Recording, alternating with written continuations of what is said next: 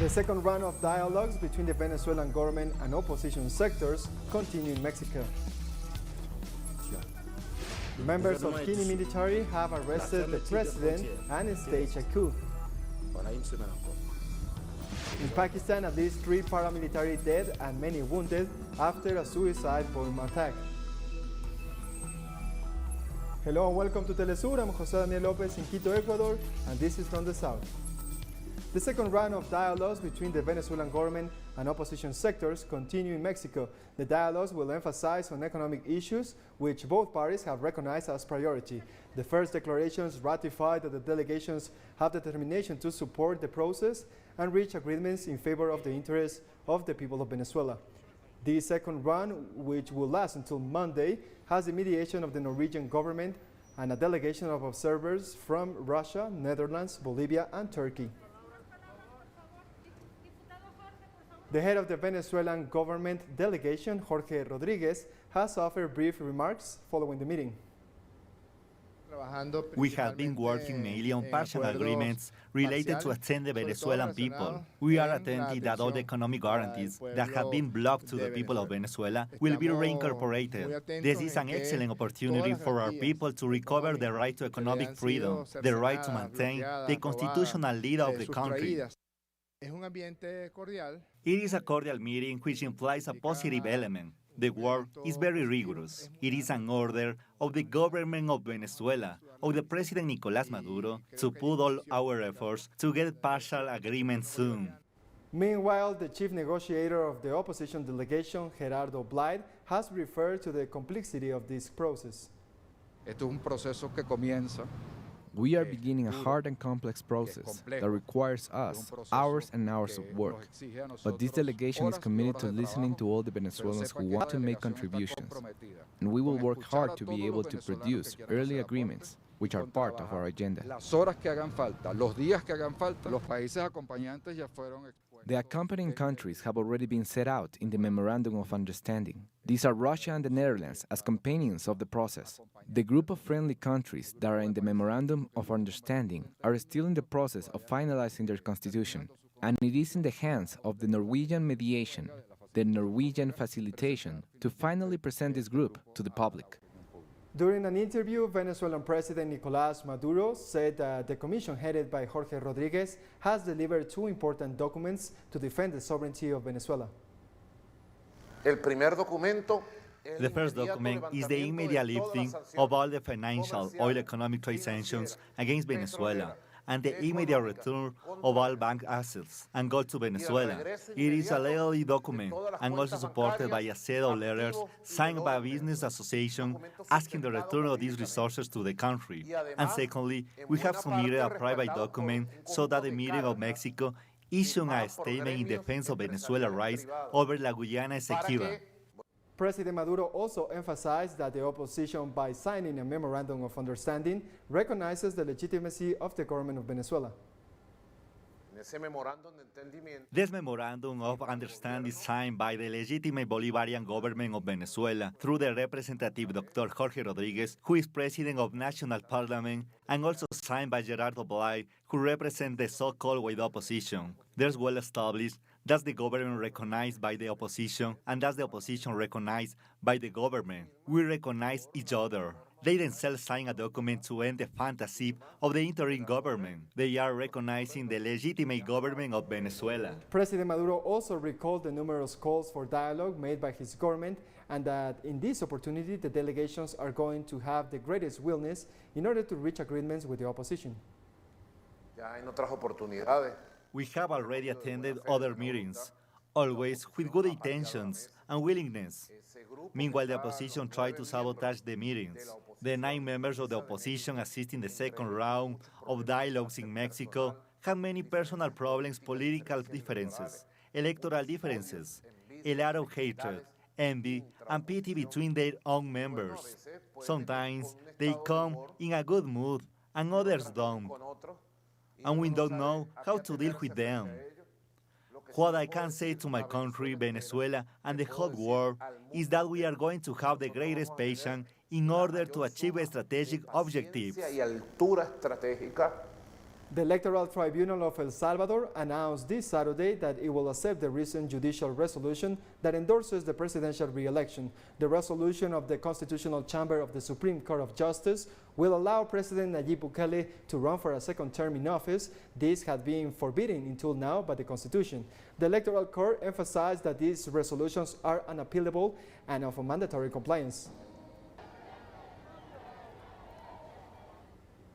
In Bolivia, the families of the victims of the Sencata and Sacaba massacres announced that they will continue their mobilizations to demand justice for the crimes that took place in November 2019. The protesters marched on Friday, noting that the mobilization brings together all the movements affected by the 2019 violence, and added that they are preparing a national census to identify all the dead, wounded, detained, and tortured during and after the coup staged against President Evo Morales. They stressed the need to accelerate the judicial process to punish those responsible. Meanwhile, judges rejected a request presented by Yanine Añez's defense team for her release. The death toll after extensive flooding in the northeast of the United States caused by Hurricane Ida has risen to at least 49. The states of New Jersey, New York, Connecticut, Maryland, and Pennsylvania saw tornadoes, record rain, and flooding. President Joe Biden on Thursday issued emergency declarations in New York and New Jersey, allowing for federal aid. The toll was highest in New Jersey, where 25 people died in heavy rains late Wednesday and early Thursday, while 6 more are missing. A majority of the people who lost their lives drowned after their vehicles were caught in flash floods. In Mexico, more than 560 homes have been affected by heavy flooding in the municipality of San Pedro Tlalacapé after Friday's storm. According to municipal authorities, more than 500 homes have been affected in 8 neighborhoods of Tlalacapé. However, they warned that this represents barely 30% of the damage count so far. In this situation, the government has set up some shelters to attend the people who cannot return to their homes. The Director of Civil Protection and Firefighters informed that the evaluation of damages and analysis of needs are being maintained in order to fund the restoration of the affected streets and houses. Here, the water came up to about 80 centimeters, but there on that side, it's about 2 meters. Some got into our house, but not a lot, because we managed to put some sandbags out, but things were really bad. More news in a minute. Stay with us.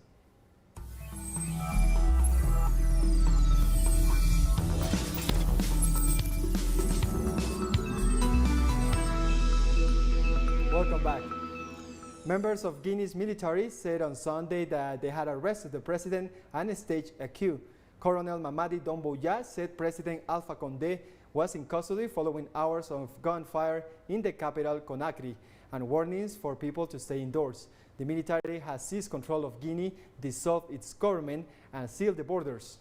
Doumbouya said, citing the trampling of the rights of citizens and the disrespect of democratic principles as motivations. Condé took office 11 years ago in the country's first democratic election since independence from France in 1958. He pledged to steer the nation of roughly 13 million out of a culture of corruption that has shaped decades of authoritarian rule. We have dissolved the constitution. We will dissolve the institutions. Our government is dissolved. We will close the land borders for another week, and then we will see what to do with the air borders, with all our comrades. We will find a solution to get out of this mess.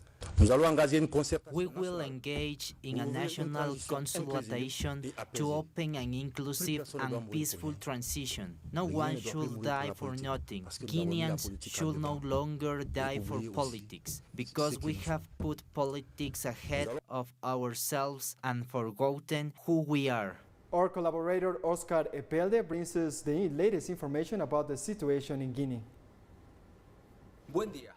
Good morning. After the artillery bangs that have been heard since this morning in Conakry, the commander of the Special Forces of the Army announced the dissolution of the constitution and the government, also the closure of land borders, and showed pictures of President Conde arrested by his soldiers. Lieutenant Colonel Doumbouya seems to want to quickly confirm the coup d'etat and prevent further fighting. In his message read to the camera, surrounded by red berets, armed and wearing special sophisticated uniforms, he pretended to identify himself with the Republic and justified the coup d'etat in the abuses, poverty, and corruption of Alpha Conde's government. Last year, Alpha Conde's government's third consecutive presidential mandate had been proclaimed after elections questioned by the opposition. There are still many questions and unknowns, while the African Union still has not yet pronounced itself.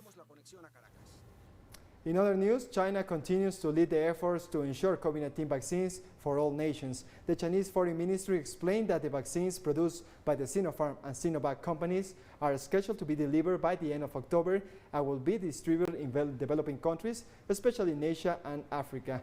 China has also launched the initiative for Belt and Road Partnership on COVID-19 vaccines cooperation with 29 countries in a move to make further progress in fair vaccine distribution worldwide.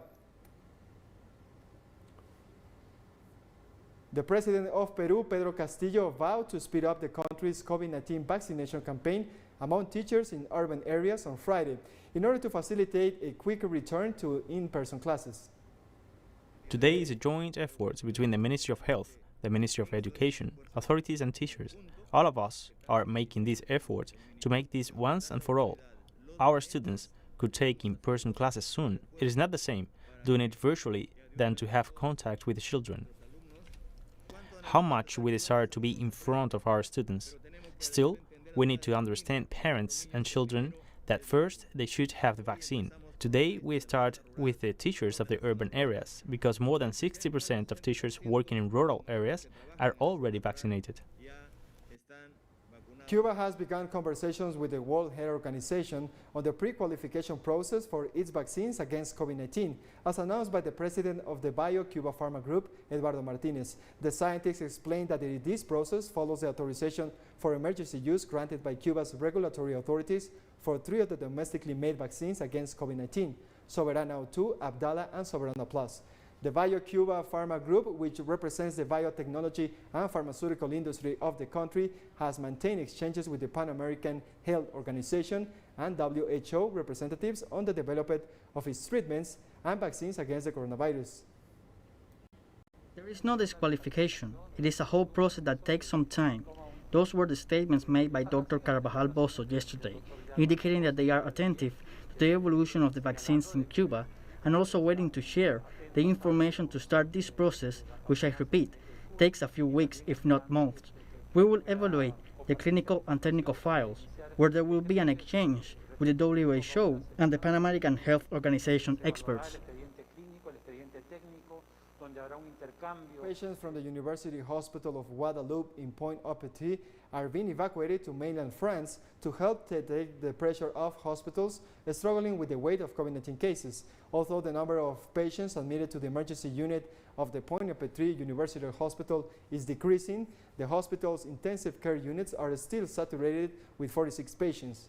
In total, 73 COVID-19 patients are in intensive care throughout the archipelago. Since the start of the fourth wave, 52 medical evacuations have been carried out in order to relieve the different services, according to the regional health agency. I feel relieved that my mother can leave. She's going to be able to have real care. She's going to be able to have a chance to live, because nothing is safe here. Unfortunately, nothing is safe. They do everything they can, but nothing is certain. Today, we are doing 2 medical evacuations per island, from the West Indies, Martinique and Guadeloupe. So that's 24 patients who are evacuated each week. That is 20% of the island's capacity. So it's a huge extraction margin. We will continue for as long as it takes, and as long as the island is still saturated. The island is still saturated in terms of ICU places. It's a device that is already planned for next week, but if it needs to continue, depending on the needs, we will continue. For the 8th consecutive weekend, thousands have rallied in Paris to protest against President Emmanuel Macron's COVID health pass. Demonstrators gathered at the Eiffel Tower in Paris at the call of the right-wing politician Florian Philippon. Under the system of the health pass, introduced progressively since mid-July, anyone wishing to enter a restaurant, theater, cinema, long-distance train, or a shopping center must show proof of vaccination or a negative test. Absolutely. If we have to resist by not going to restaurants anymore, by not going out anymore until the health pass is abolished, yes, I will, absolutely. I am free. I respect those who get vaccinated, but to impose it in this way, I don't agree. We have more stories coming up after one last break, so stay with us.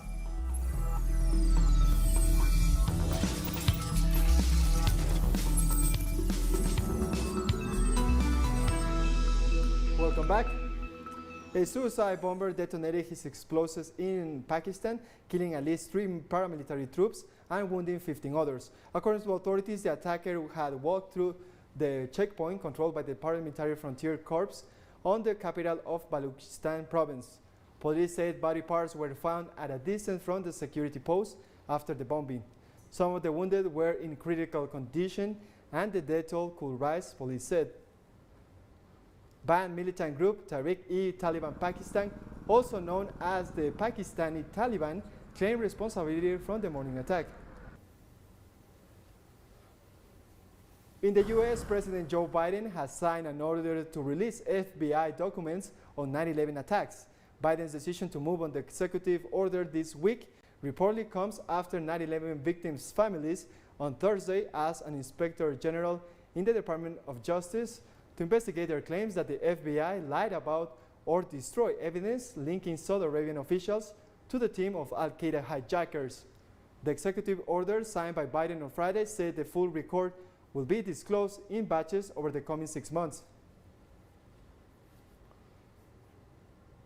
Protesters have rallied in front of the presidential palace in Kabul to demand that the new Taliban leadership respect women's rights. A document was distributed calling for Afghan women to be granted full rights to education and participation in the country's social and political fields. The Taliban has promised a more inclusive government than during its last rule between 1996 and 2001, but many remain skeptical. Afghan women saw limited progress during the 20-year foreign intervention and war, mostly concentrated in Kabul.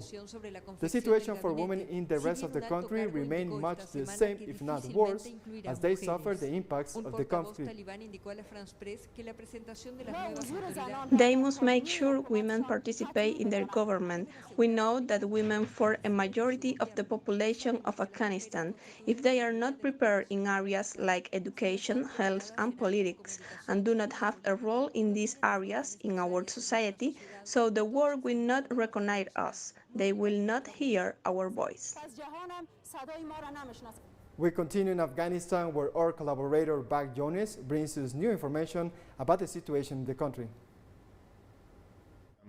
There are contradictory reports from Afghanistan about the reality of the situation in the Panjshir Valley. The Taliban movement confirmed its control over several important areas of the valley, while Panjshir tribal leaders make it clear that they have managed to repel the Taliban attack, and that Panjshir is still under their control, not under Taliban control. This is one of the most complex security dossiers, especially considering that the U.S. agreement with the Taliban has not been accepted by several Afghan parties, such as Panjshir leaders and other Afghan leaders who led the country, such as Amrullah Saleh, former vice president in former President Ashraf Ghani's administration, who continued to insist on fighting the Taliban, so much so that they considered them as an occupying force to be dealt with. Pakistan sent a high-level intelligence delegation to the Afghan capital, Kabul, headed by General Faiz Hamid Chowdhury, to discuss issues of major national security concern. The main theme is border security, and armed insurgent organizations such as ISIS-Daesh and Baloch rebel groups that have taken refuge in Afghanistan. The Pakistani delegation will also discuss with senior Taliban officials ways to enhance security and intelligence cooperation. This visit is believed to be the first of its kind from the Pakistani side and is of great importance to both Pakistan and Afghanistan. This coincides with an accelerated Chinese-Afghan rapprochement, especially after Taliban spokesman Zabihullah Mujahid announced that China is now considered Afghanistan's main partner, which shows that there are important agreements to be implemented soon between Afghanistan and China, which could include Afghanistan in one of China's most gigantic One Road, One Belt projects. A delegation from the government of Lebanon arrived in Syria on Saturday to agree on the details of an agreement from the import of electric power. The Lebanese ministerial delegation is the first to arrive in Syrian territory since the beginning of the war in the country 10 years ago.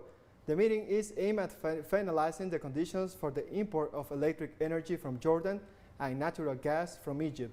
The negotiations are complex due to the influence of the United States, whose unilateral sanctions against Syria conditioned the success of the project. Lebanon is suffering from severe fuel and power shortages that are paralyzing public services, commercial and industrial activities.